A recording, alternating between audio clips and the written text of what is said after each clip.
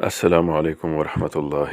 روزانہ اسلامی تاریخی واقعات دیکھنے کے لیے ویڈیو کو لائک اور چینل کو سبسکرائب کریں، شکریہ۔ معوذ رضی اللہ تعالیٰ عنہ اور معاذ رضی اللہ تعالیٰ عنہ دو بھائی تھے جو اپنے لڑک پن کے زمانے سے گزر رہے تھے۔ انہیں نبی کریم صلی اللہ علیہ وسلم سے بے انتہا محبت و عقیدت تھی۔ جب انہوں نے سنا کہ ابو جہل شہنشاہ کونین صلی اللہ علیہ وسلم کو برا بلا کہتا ہے تو انہوں نے دل میں ٹھان لی کہ ہم جب تک اس مردود کو صفا ہستی سے نہ مٹا دیں چین سے نہ بیٹھیں گے۔ وہ اس دن کا انتظار کر رہے تھے جب وہ اپنے ہاتھوں سے ابو جہل کو جہنم رسید کر سکیں۔ آخر یہ ہوا کہ ان کے انتظار کی گھڑیاں ختم ہو گئی اور جنگ بدر کا آغاز ہو گیا۔ کفار کی فوج کا سرغنہ ابو جہل تھا اور مسلمانوں کی قیادت سرور کونین صلی اللہ علیہ وآلہ وسلم فرما رہے تھے۔ جنگ شروع ہو چکی تھی۔ معوذ رضی اللہ تعالیٰ عنہ اور معاذ رضی اللہ تعالیٰ عنہ حضور صلی اللہ علیہ وسلم کی خدمت میں حاضر ہوئے اور محمد عربی صلی اللہ علیہ وسلم سے درخواست کی کہ ہم دونوں کو جنگ میں شریک ہونے کی اجازت فرما دیں۔ آپ صلی اللہ علیہ وسلم نے فرمایا، میرے ننھے کمسن مجاہدو، ابھی تم بہت چھوٹے ہو، جب تم بڑے ہو جاؤ گے تو تم بھی میدان جنگ میں جانا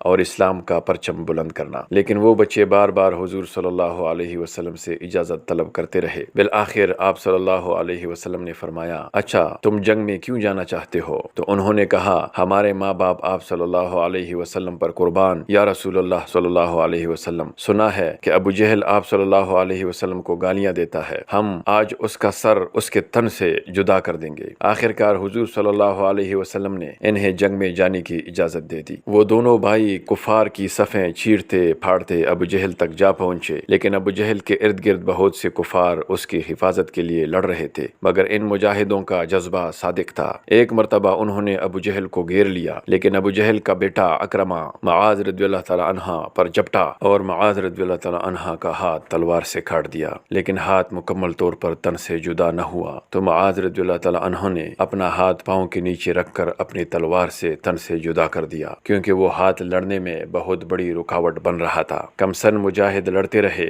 اور آخرکار خدا نے ننھے سپاہیوں کو ان کے مقصد میں کامیاب کر دیا، اور عبداللہ بن مسعود رضی اللہ تعالیٰ عنہ بھی وہاں پہنچ گئے اور ان لوگوں نے مل کر ابو جہل کو سفر جہنم پر روانہ کر دیا۔ اللہ تعالیٰ ہم سب کو اپنے احکامات اور رسول اللہ صلی اللہ علیہ وسلم کے سنتوں پر عمل کرنے کی توفیق عطا فرمائے، آمین۔ السلام علیکم ورحمۃ اللہ وبرکاتہ۔